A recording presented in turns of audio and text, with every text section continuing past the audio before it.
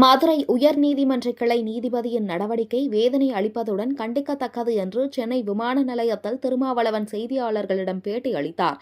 தமிழ்நாட்டில் மதத்தின் பெயரால் அரசியல் செய்வதற்கும் முரண்பாடுகளின் கூர்மைப்படுத்தி மக்களிடத்தில் பதற்றத்தை உருவாக்குவதற்கும் RSS அமைப்புகள் தொடர்ந்து முயற்சித்து வருகின்றன என்று நீதிமன்றத்திற்குள்ளேயே இருந்து வேலை செய்யும் நீதிபதி நடவடிக்கைகள் மிகுந்த அதிர்ச்சியை தருகிறது என்றும் அவர் தொடர்ந்து இதுபோன்ற அதிரடி தீர்ப்புகளை தந்து தமிழ்நாட்டின் சட்ட ஒழுங்கை சீர்குலைக்கும் வகையில் ஒரு கேடான சூழ்நிலையை உருவாக்கி வருவது கவலை அளிக்கிறது என்றார்.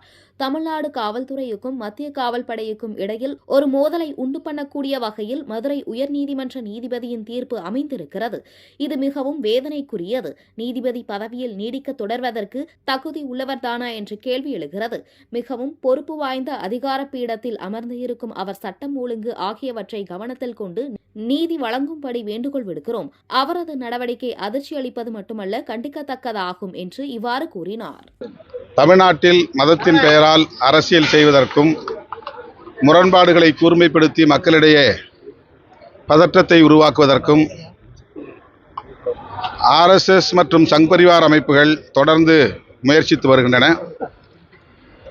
அவர்களைப் போல நீதிமன்றத்திற்குள்ளே இருந்து கொண்டே அந்த வேலைகளை செய்து கொண்டிருக்கிற நீதிபதி அவர்களின்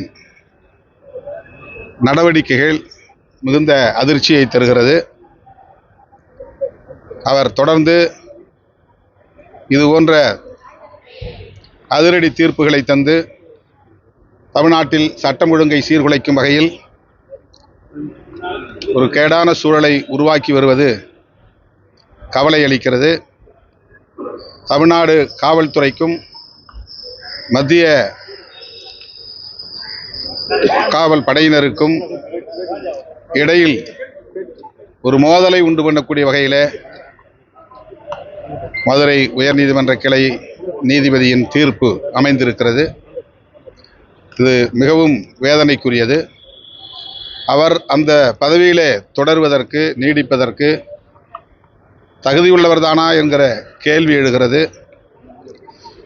மிக பொறுப்பு வாய்ந்த அதிகார பீடத்தில் அமர்ந்திருக்கிற அவர் சட்டம் ஒழுங்கு ஆகியவற்றையும் கவனத்தில் கொண்டு நீதி வழங்கும்படி வேண்டுகோள் விடுக்கிறோம். அவருடைய நடவடிக்கை அதிர்ச்சி அளிக்கக்கூடியது மட்டுமல்ல கண்டிக்கத்தக்கதுமாகும்.